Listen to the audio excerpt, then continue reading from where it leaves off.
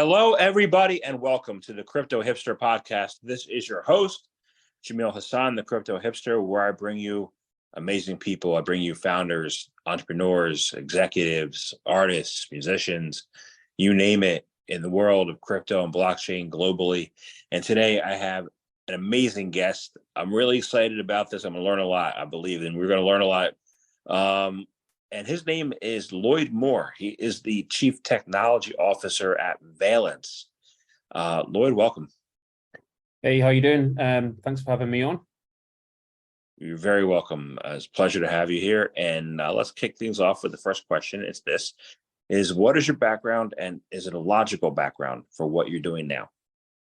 Great question. So my background is varied, and I would say some bits are directly related and others not so directly related. I come from a military background. I spent 12 years in the British Special Forces as a Royal Marines Commando.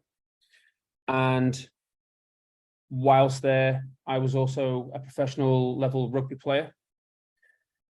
And then I left there in 2000, and I would say that the most relevant parts of my background are my experience with electronics and then software over a couple of decades. And what did you build with electronics and software?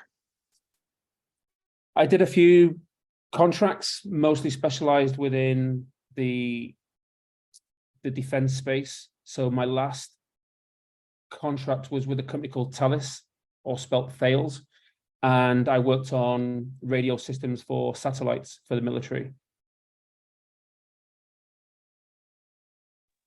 Interesting. So have you been following the Bitcoin satellite space at all?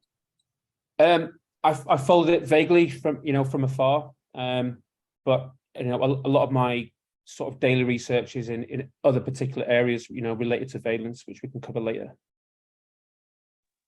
Okay, so let's talk about Valence, right? What is it all about, and what sets you apart in the competitive Web3, data enablement area? So Valence is a data enablement company, and what that means is that we help enterprises gain additional value from their data, and by using blockchain, we can help them, their end users gain more value. And we do this through authenticating data and verifying identities as well. So right now we're developing a key product for the fine arts industry, but that's not to say that it's just focused on art. It just happens to be the first vertical that we're able to engage with. So we developed a platform for creating digital certificates of authenticity, or COAs, on chain, but in this case for fine artworks, and verifying the identity of COA issuers. So in this case, an art gallery and art collectors. And the issuance of digital COAs and verifying collector identities is going to be a sea change for the art industry, with the potential to allow greater transparency for art transactions on galleries, security for collectors, that the artwork they purchase is authentic, enhanced provenance, with the ability to track ownership of an artwork. And for those that are not familiar with how art purchasing works, the value of an art piece can increase based on its provenance or a recorded history of ownership, for example. And how does that work in the fine art space? It's with the collection of the data and the provenance. Yeah, so right now there's a lot of tooling within the Web2 space. What we will bring to the table is taking away the reliance on the incumbent institutions right now, and instead of even relying on Valence as a company, being able to rely on the underlying technology that we're going to use. So you'll be able to rely on blockchain and the mathematics behind that, rather than any particular person or entity. So let's talk about incumbents, right? I want to see from your perspective, what does the global landscape look like today with the Web3 data infrastructure, and what must happen for moving those retail users or buyers or collectors from Web 2 where data seems to be used against them, to Web3, where they can be empowered to own their information? Great question. I think so people know today that companies are profiting from using their data, and we can't win them all. And education or grassroots efforts at the individual level are not really enough. And so what needs to happen is, enterprises, they have to be more incentivized to use Web3 data infrastructure rather than just Web2. And therefore, businesses themselves, they need to have a compelling business reason to onboard Web3, whether it's retail users, how they understand the space or not. And decentralized finance is just one use case for Web3. It went from market business to consumer, and then one token to one exchange at a time. Decentralized data, it has a better chance of scale as a business to a B2B endeavor. There's not enough, but frankly, there's not enough time, money, and resources to scale at the individual consumer level. And so, what we're endeavoring to do first and foremost is B2B2C, as people become more educated, and then we move towards a B2C model. Let's focus on B2B. Okay. And let's start with the decentralized finance, because you mentioned it. There's been a lot of, I think the regulations in UK are a little more friendly than what's been going on in the US. But it looks like from the decentralized finance perspective, the big banks and the big companies like BlackRock have been buying Bitcoin while the market has been scared, right? How will those B2B relationships, say BlackRock and buying from MicroStrategy or different stock companies who own Bitcoin, how do you think that is going to impact the decentralized finance space going forward? And then I want to get into the decentralized data space after that. It's a great question. So I think there's two things to address here. There was this kind of hope that bringing in Bitcoin was going to make everything a fairer place for everybody. And I think that whilst that is the dream, I think realistically there is always going to be somebody, whether it's a person or an entity, that just has more power, more buying power, for example, to enter into any space they want. And one of them is, you've mentioned, BlackRock, for example, these entities that have, the power to enter into a space and, and buy, millions of Bitcoins and things like that. That said, I do think that it does make it a fairer playing field as you move away from the current traditional system, of banks. We can look at things like 2008, from a risk perspective. And as we move towards a more decentralized space, it's not going to make it fair, but it's going to make it a fairer place to operate.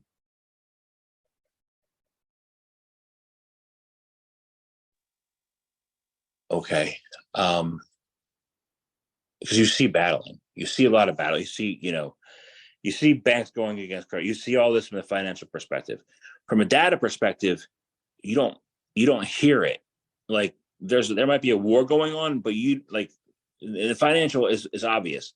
The data perspective, it's not obvious, So what is that data battle like, with data consolidators, like, for example, Amazon, Facebook, and other consolidators? What's that under the published war going on right now and the status of it? That's your area. Yeah, honestly, you mentioned battle. I think it's less of a battle.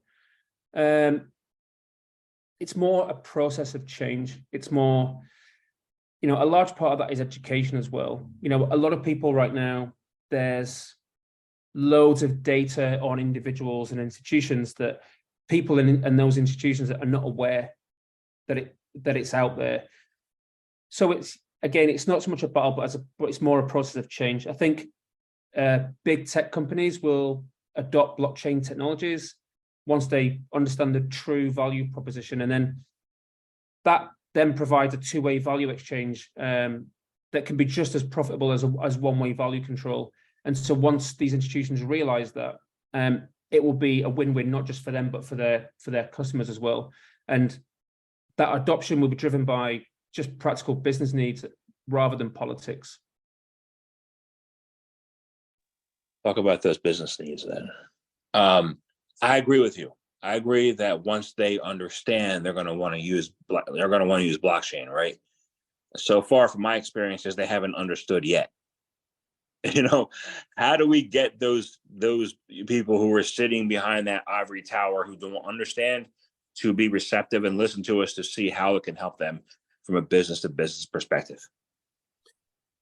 I think it just comes down to education. I think as people start to see the outcomes of, making changes from a Web 2 to a Web 3 space and understanding the importance of being able to validate data and have more control of that, I think it will happen naturally. But those initial seeds of education need to take place. How do you reach them? The internet? No, I think, there's lots of avenues of engagement, and I think that we just need to keep reaching out to people. Podcasts like this are a great source, and people that really understand the value of knowledge, listen to this and others. There's blogs, there's the internet, the wider internet, and I think we just need to keep going, and we'll get there. Great. So I want to shift gears a little bit then, and you have had experience in the military and on rugby with hands-on leadership, right?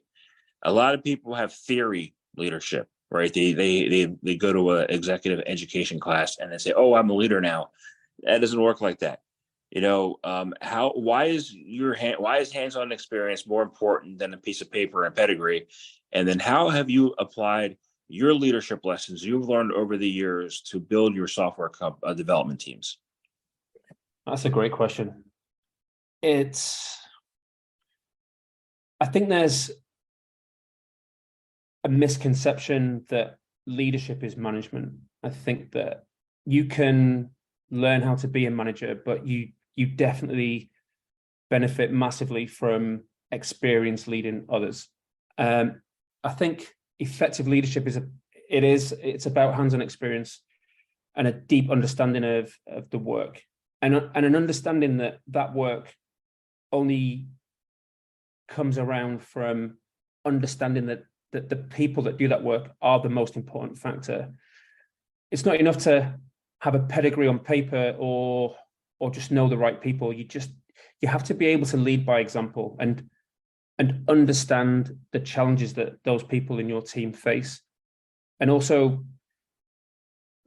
having experience enables you to create a supportive environment by fostering innovation. My leadership style is obviously shaped by my military background and my experience in software development combined. I think that having spent 12 years as a commando, I was able to normalize just how magnificent people can be in the right environments with the right people around them. And I think what I've been able to do is, rather than accept mediocrity as the norm, realize that with the right seeds in place and the right motivation, you can have every single individual on your team excel way more than they thought possible. What's your favorite example of when they made that happen for your team? Wow. My favorite is probably at Blockdaemon. I think, I'm not going to name names, but, there were a couple of hires that were, one in particular was considered too young for the seniority. And yet within 6 months to a year, that particular individual probably became the best senior exec.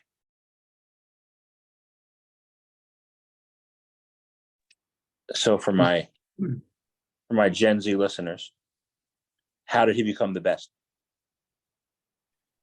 So you need to continually learn, and you need to continually force yourself to think from first principles. It's okay to piggyback on other people's ideas and frameworks, but you need to truly understand what makes them good and not good, and form your own opinions based on knowledge and experience. So basically what you're saying is that the personal relationships are far more important than maybe something like AI. It's a great question. I think that it's important to realize that as great as AI is, AI has been developed by humans. And even today, we still face problems with AI with respect to biases that have been installed within AI, purposefully or not. And again, it just highlights the importance of people and the processes that are driven by those same people as well. AI is just the outcome. Being a baseball dad, my kids travel, right? I thought that when I signed them up this year that they were going to get a lot out. They're going to get a lot out of it because they go to travel tournaments and stuff. I got a lot out of it because I became friends with all the parents, right? And people focus more on skills than relationships, right? Your personal style includes relationships. How do you see the future of leadership, and how do you see, how organizations can tie that together, the education, the leadership, the personal values, the personal relationships, and be able to grow and move forward? I think we're going to move towards a place where leadership is, or rather the position of leadership is earned. And rather than knowing the right people, we're going to be introduced more and more to the concept of DAOs, where we have these new kinds of businesses that rely on the power of the collective to have certain people drive certain decisions. I think today there's a lot of people that have been to the right schools, know the right people, and somehow get that role as CEO, CTO, CFO, etc. And I think there'll be a fairer system in the very near future and beyond. And I think DAOs are going to be a big part of that. And this will be a great intersection of personal relationships and technology that will take us to a place where we will have the right leadership at the right time, making the right decisions. An example that extends beyond the stuff that we're working on at Valence now is this notion of replacing the courtroom with not just 12 people in a jury, but millions of people in a DAO collectively making better decisions and quickly as well. And that can only be hugely beneficial to the world in general. Let's talk about DAOs. First, from a technical perspective, because you build electronics, and then we're going to talk about the social impact, right?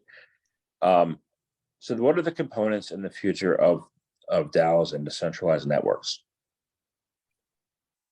I don't think that, I think the components there'll be nothing new. What you've got today is you've got digital representations of real people and real institutions.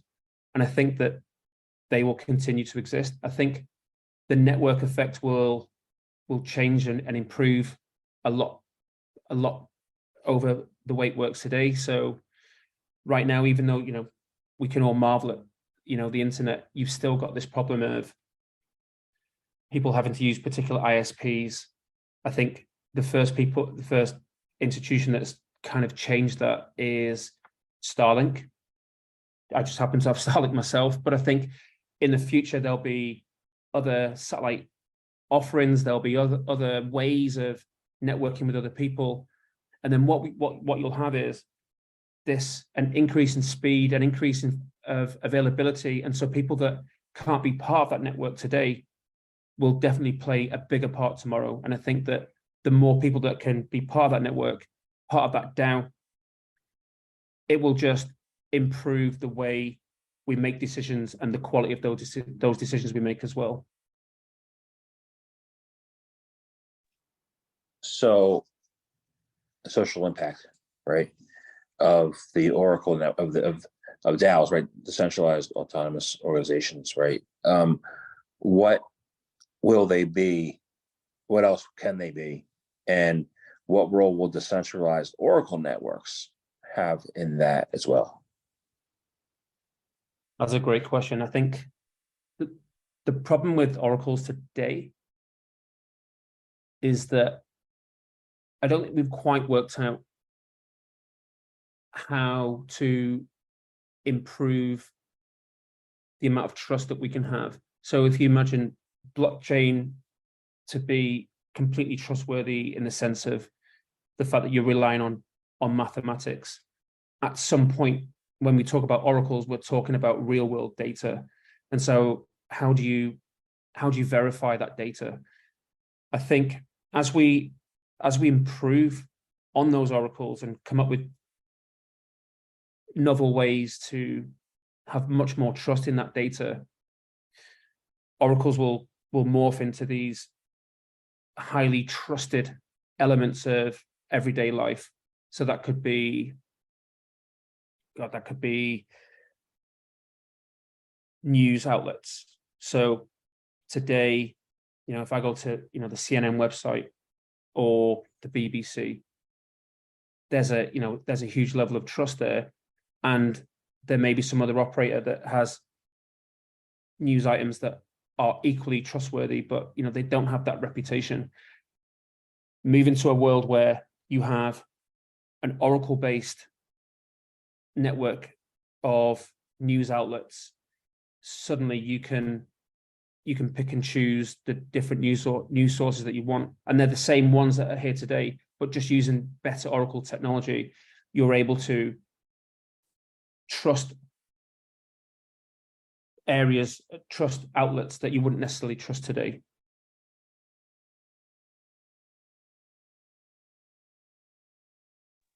I was going to ask you about roadblocks to corporate understanding, and adoption of these networks, but you said the key word there is trust, right? Yep. We still have, I believe, and I want to find out your opinion on this and your thoughts on this, a trust deficit.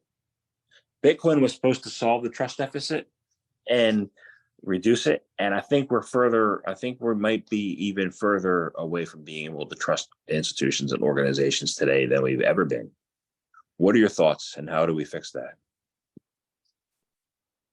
It's a great question. I do think there's a heavy reliance on the more popular elements of cryptocurrencies, Bitcoin being the biggest. I do think that there is time and there's space for new members to enter into that arena. It could be a variant of Ethereum. It could be a new type of Bitcoin. I don't know what that is, but I think that Bitcoin was the first.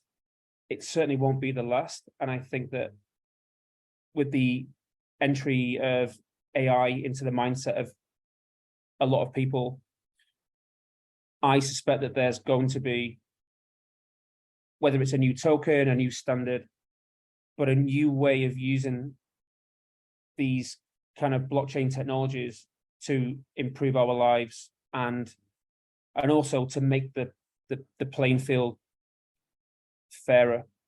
So, you've mentioned Bitcoin, the Michael Saylors of the world and, the BlackRocks. So they've been able to buy, lots and lots of Bitcoin. I do think, though, that in the near future, if we ignore things like CBDCs, I do think that there is a massive opportunity to lean on the learnings of Bitcoin and others, and to come up with something that makes life fairer for everybody, not just the rich. Right. I agree.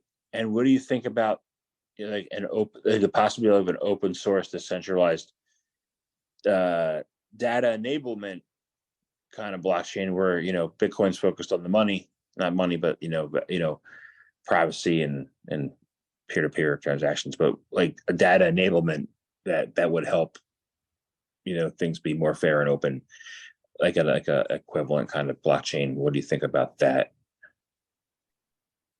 I think we need to move away from the concept of money as it exists today. And I have this theory that is not very popular with people that I know, but I call it the Star Trek thesis, where we have a society that doesn't need money, and the main driver for people is not so much status but value and how much they can help others within different communities. I think that that's going to take a lot of change, but I think that once you remove the need for money, and I think that there's enough money to go around, it's just not evenly distributed. I think that once you move towards a society that doesn't rely on money, I think the power of data will be realized overnight, and I think that we will live in a way that benefits every single person. We're talking about ending poverty. We're talking about empowering people to focus on how they can contribute to society and help others, rather than wondering where their next cup of water is going to come from. Now you have me curious. What does that data-driven society, that fair data-driven society, look like to you? I think that it's a society that has the ability for any individual to have access to any and all of the data. So right now, if you're a trader with the right credentials, there's certain tools that only you can access, that other people don't even know exist. I think that society is one where everybody has access to the same information, and just by doing that one thing, it allows people to trust other elements of their lives. I think right now, if you look at politics, it's quite clear, to myself at least, that there's information that's available to certain people, certain players, that's not available to everybody. If you change that, I think you change everything for the better. I like the concept. I think it's wonderful. Thank you. And I have to ask you about rugby. I've only known one rugby player in my life, right? So what were some of the important lessons that you learned as being a team player in rugby? I've coached football, but like being on the field, being the man in the arena, playing the game is different than being on the sideline. So what team building lessons have you learned that we can apply to the future? I learned very quickly that what you see on the pitch is a very small part of all the work and collaboration that takes place, from the physiotherapists, the defense coaches, offensive coaches, the enforcement of, self-enforcement of, going to bed on time, restricting your diet to certain things. There's all, so what you see on the pitch is I'm going to make up a number now, but is maybe 1-2% of all the different elements that need to come together for success. And the key element of that is understanding people. And it's all about relationships with your fellow players, with the coaches, with, the physio, understanding through, emotional connection, the importance of keeping people motivated. And that's at all levels as well. I just think at the higher levels, it's more articulated, it's more understood and more scientific. But the main ingredient is strong, positive relationships. And I think that if you realize how important that is, it's something that's applicable to any team, whether it's on the rugby pitch or in a data enablement company. I like it. It sounds good. I agree. There's a lot of off-season work that they do. And that's makes sense. So I want to thank you very much for your time today. This has been a wonderful conversation, and I enjoyed speaking with you. And you're welcome. And I have one last question. And this one's easy. This one's easy. How can people get more information about you, about Valence, about what you do? How can they learn more? So you can go to our website, getvalence.com, and then you can reach out. We've got a Twitter account with the same name, and we've got a Discord as well. I'm on LinkedIn, Lloyd Moore. Happy to reach out and answer any questions that anybody has. Awesome. Thank you very much for your time today. You're most welcome. Thanks for having me on.